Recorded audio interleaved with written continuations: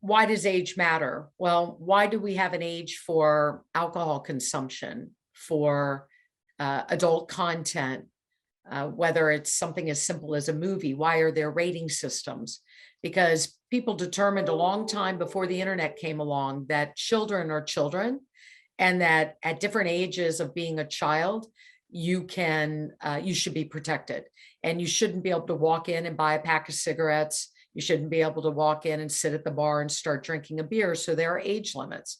Well, in the digital world, those age limits have been set under COPPA at 13. The digital age of consent is 13. So if you get to an age gate, if your child is 10, they want to be on, as you mentioned, a video sharing platform, and they come to an age gate and they are truthful about their age, they'll likely get a message that says, sorry, you can't participate. And of course, any crafty little child is going to go back and change their age. And then the service is going to say, come on in, you're good to go.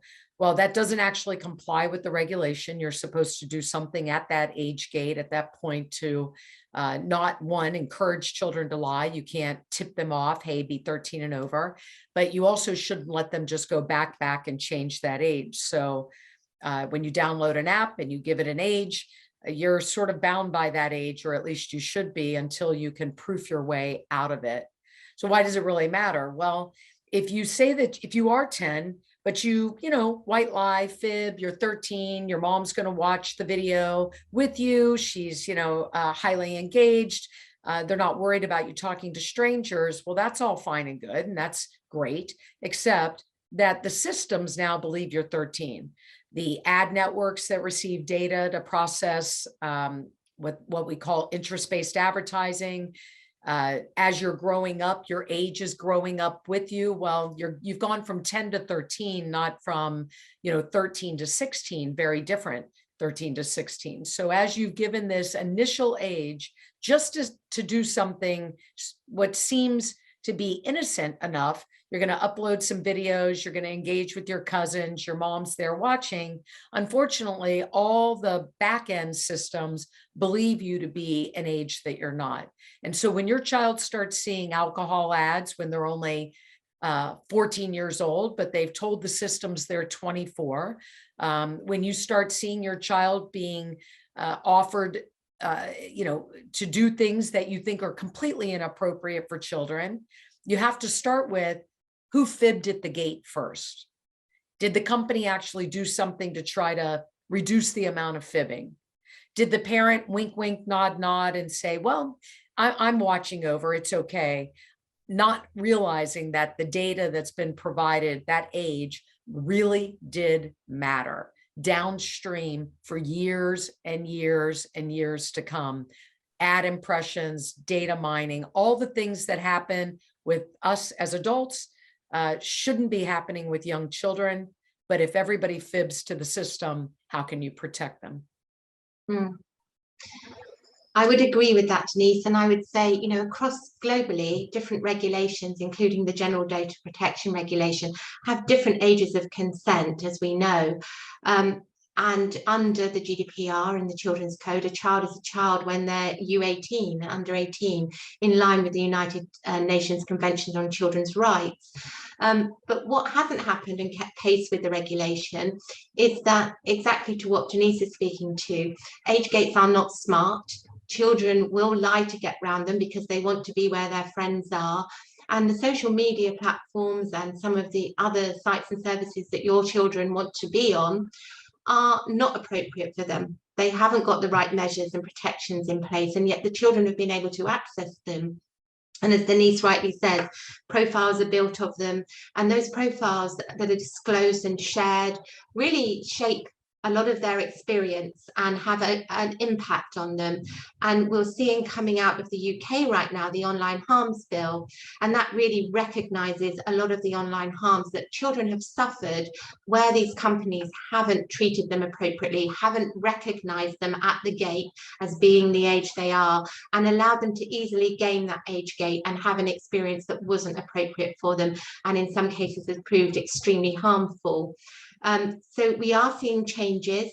And it is about getting smart age gates in place and recognizing the child at the door so that these companies offer them an appropriate experience or they protect them from the experience.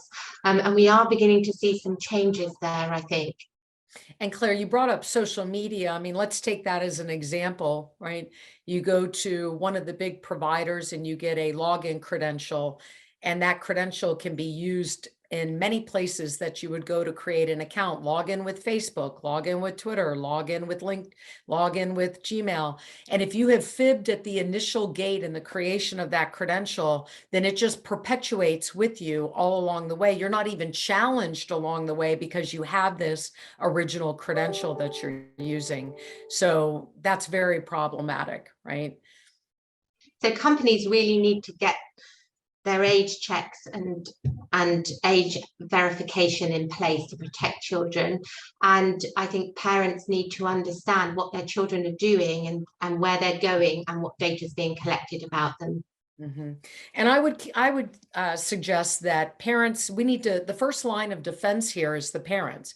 So giving parents a way to tell the device of their child, it's a child's device, so that when it shows up at the gates, they don't bother to ask you and give you the chance to lie about who you are. They accept those signals so that they can implement the terms of service that they've put in place. If you're a service that is intended for 18 and over and the company wants to stand by that, then you shouldn't be making it easy or allowing for, you should be listening for a parent, a child's device that's attempting to put you on notice. There's a kid on the other end.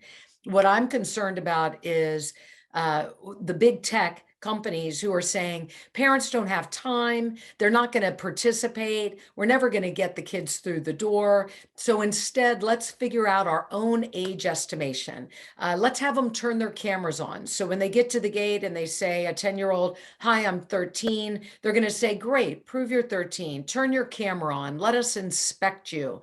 And then if we're not really sure here, we're going to do some extra measures. Let's watch your language. What content do you use? How do you move your mouse around? What emojis and avatars are you using? So let's surveil the interaction with our service so that we can try to determine, without bothering a parent, without telling a parent or trying to, rely on a parent to help us know who the kids are and who they are not. So in the name of protecting children, what I would not want to see is children who have been told by their parents, especially young children, don't turn on the camera, and have services that the kid doesn't know who are the nefarious and who are the good, say, hey kid, turn on your camera to prove to us that you're the age you said.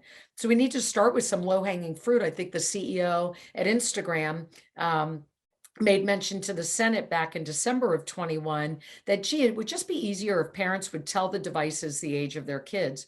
Well, we've been suggesting that to the big tech companies for a decade already, and they haven't actually taken the initiative to do something that simple. Parents don't know they have rights. And we need a big campaign that says, hey, parents, did you know you have parental rights online? Your child has rights online.